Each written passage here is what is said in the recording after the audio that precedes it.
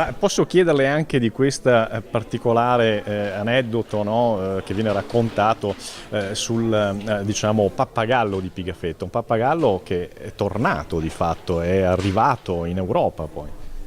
Pigafetta con il timoniere di bordo è sceso nella baia del Verzin. La baia del Verzin è la baia di Rio de Janeiro, è lì che sono arrivati, hanno fatto la prima sosta Magellano e naturalmente sono scesi a riva, hanno conosciuto gli indigeni, le indigene soprattutto, erano molto tutti i marinai ammaliati dalla bellezza di queste donne, le quali non erano molto vestite, e Pigafetta con il timoniere di bordo avevano agganciato due belle indigene, avevano amoreggiato con loro e all'uscita dalla capanna una delle due aveva regalato a Pigafetta un pappagallo, un bel pappagallo, che aveva un difetto però, non parlava, nonostante le sollecitazioni di Pigafetta durante tutto il libro e tutto il racconto che noi facciamo, non spiccica una parola. E ha rischiato anche la vita questo pappagallo, diciamolo. Ha rischiato anche la vita nei momenti di fame, durante i 100 giorni di attraversamento del Pacifico, non avevano più viveri, mangiavano addirittura i topi a bordo, che se riuscivano a catturarli.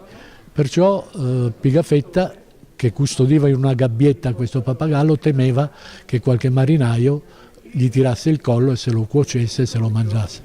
E lo salvò, il pappagallo fu salvato da Magellano, che vide la disperazione di Pigafetta, il quale dormiva di notte con uno spaghetto, con una cordicella legata alla gabbia e il pugnale pronto contro chiunque si fosse avvicinato. Insomma, un animalista ante litteram, il nostro Pigafetta.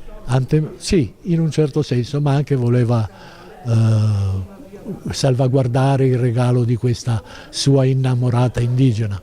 Che non vedrà mai più, naturalmente. Ne vedrà delle altre durante il viaggio nelle Filippine, la dimenticherà presto, ma il pappagallo no, perché l'impegno maggiore di Pigafetta nei confronti di questo animale fu quello di insegnargli a parlare, tanto che molti gli dicevano: guarda che tutti i pappagalli parlano. Alcuni malesi che erano a bordo dicevano: io ne ho avuto da piccoli, i miei parlavano, trattalo bene, non trattarlo male, non dirgli parolacce. Vai lentamente, tu vedrai, digli luna, mamma, acqua, sole, piano piano, insegnali. Ma il pappagallo non spiccicava sillaba. Ecco. Non era adatto. Non era adatto all'eloquio.